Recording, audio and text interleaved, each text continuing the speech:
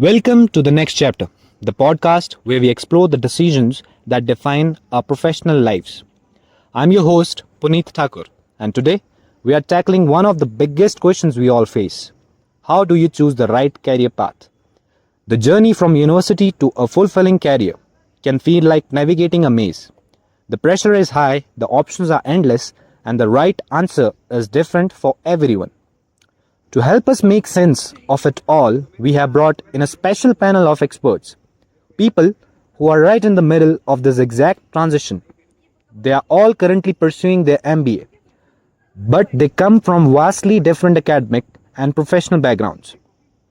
They are living proof that there isn't just one road to success. Throughout the show, we will be hearing from this diverse panel, but I want to start by introducing our first two guests. Firstly, please give a warm welcome to Shoolini Thakur. Shoolini joins us from a BBA background.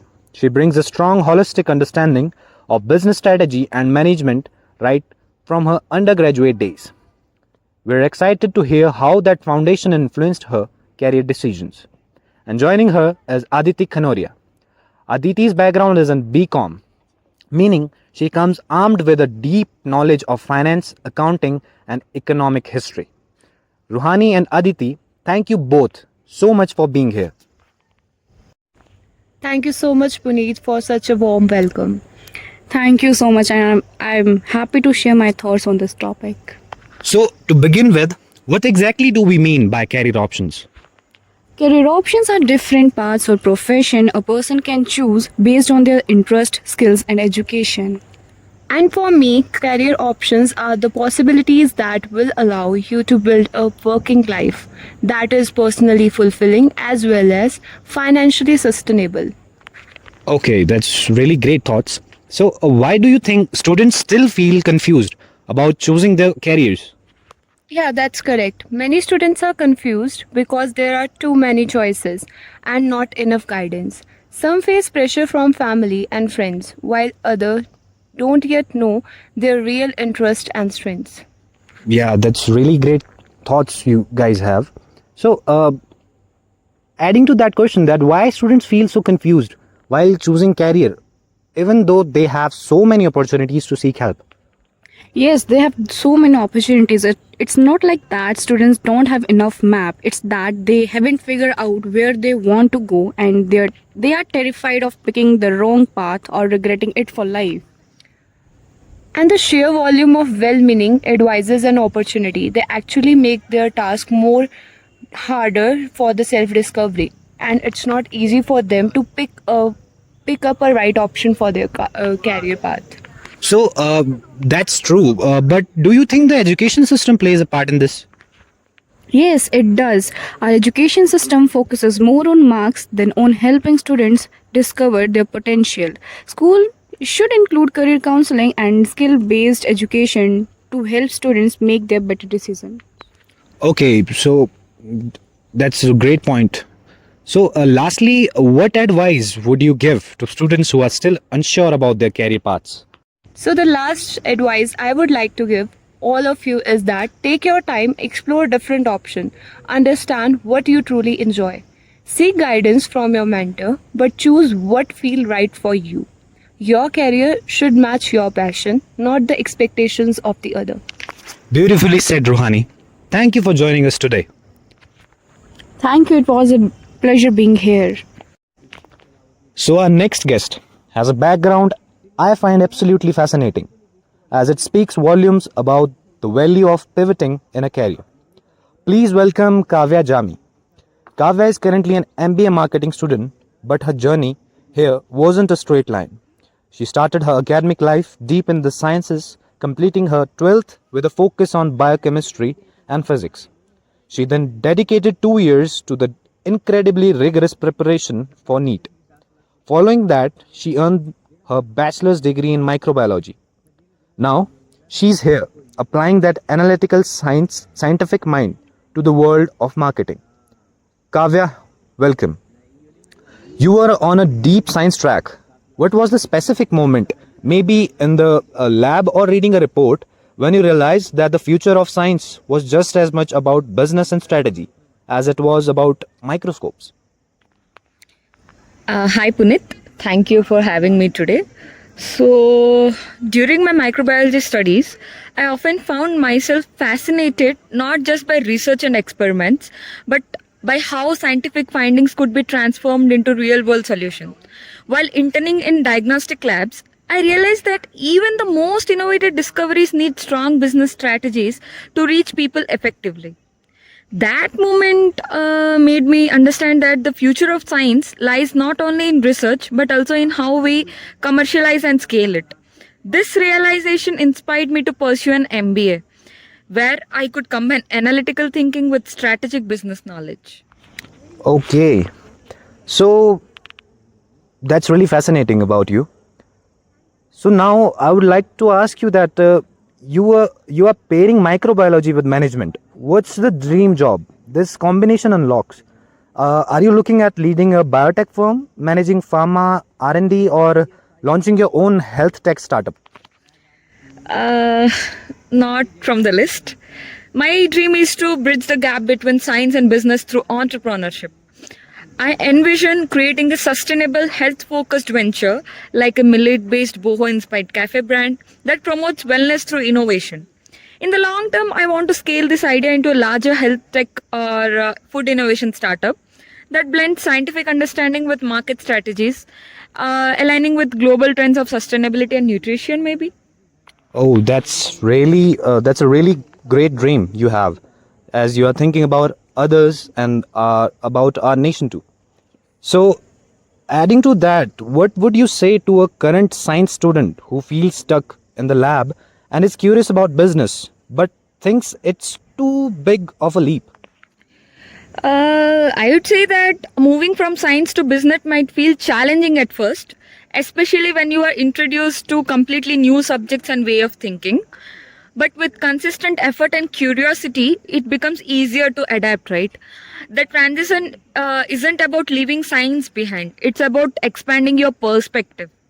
Your scientific mindset already trains you to think logically, analyze data, and solve problems, all of which are valuable in business. With hard work and openness to learning, this shift can open doors to incredible opportunities where science meets strategy and innovation. Okay, that's a really great advice from you to the students. So, Kavya, that was a really great conversation with you. Thank you so much. Thank you, Puneet. So, now moving further, I would like to introduce my next guest, Shalini Singh. Shalini comes from a professional background as a social media manager, where she owned her communication and engagement skills. Her academic foundation is in English literature, and she is now channeling that expertise into a new field as she pursues her MBA in human resource. Please join me in welcoming her. Welcome, Shalini. Hello, Puneet. Myself Shoolini. So I started my academic journey in the science stream with biology in 12th, where I developed an analytical mindset and curiosity about human life and behavior. So that's a new thing that I knew about you. So I want to ask you some things like why did you choose to switch from English literature to MBA? Like later, I pursued a bachelor's degree in English literature, which strengthened my communication, creativity, and understanding of human emotions. After that, graduation, I worked as a social media manager, where I learned how to connect with people, understand audience psychology, and build meaningful engagement skills that further depend my interest in people management. Okay, that's really interesting. So, adding to that question, that what inspired you to choose the specialization in HR? Yeah. So currently I'm pursuing an MBA in HR, which allows me to combine my analytical, creative, and interpersonal skills to understand and manage people effectively. And in the future, I aspire to work for the society's development, especially in areas like employee well-being, community outreach, and sustainable HR practices. And my goal is to use my knowledge and experience to create workplaces and social initiatives that empower individuals and make a positive impact on the community. Okay, that's a really positive thought you have. So, we had a really great conversation. Thank you so much for coming, Shalini. Thank you, Puneet, for having me. So now, moving further, I would like to introduce Abhay Khanoria, our next guest. He has a background in mechanical engineering and brings 2 years of professional work experience.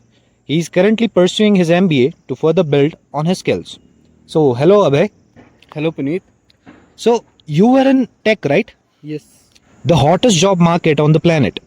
Most people are trying to get in, not pivot. Why did you feel you needed an MBA to reach your goals instead of just coding your way to the top? Hmm. I was a mechanical engineer, and my job was to how to build things right. Okay. But I realized that I wanted to influence the why and the what. Why are we building this product, and what values will it bring to the business and the customers? My MBA wasn't a pivot away from engineering.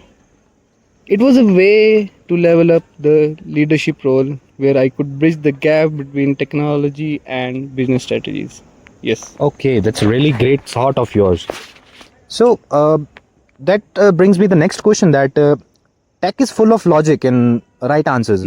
Yeah. How has the MBA's world of gray areas like human centric marketing or organizational politics challenged your developers' mindset? As we know that engineering is binary. Yeah, It's either right or it's wrong. wrong, yeah. Yeah. You trust the data. The MBA introduced me to the gray areas like the human psychology Yes. in marketing and organizational politics. This was the biggest challenge. It taught me that the theoretically best solution isn't always the one that gets adopted. Now, I use my engineer's logic to find the solution and my MBA mindset to get the people on board. It's about the combining data and empathy. Yes. Okay, these are the really great values which you have gathered. So, thank you so much, Abhay. Thank you.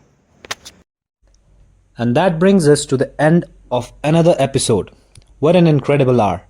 A massive thank you to our 5 guests today. Hearing all of you, all MBA candidates, yet all coming from such different backgrounds and with such valuable work experience, has been a masterclass in perspective. If there's one key takeaway from today's discussion, it's this: there is no single correct career path. We heard stories about pivoting from tech, finance, creative arts, and engineering. We learned that every step, even the ones that seem like a detour, builds a unique toolkit. It's clear that the modern career isn't a ladder, it's more like a lattice. We are moving sideways or even taking a step back to reskill is what builds a resilient and ultimately a more fulfilling professional life. To our listeners, I hope this conversation has demystified some of the pressure you might feel and has instead given you the confidence to own your unique story. Before we sign off, I know one of our guests, Ruhani, wanted to add one final thought for our listeners. Ruhani, the floor is yours.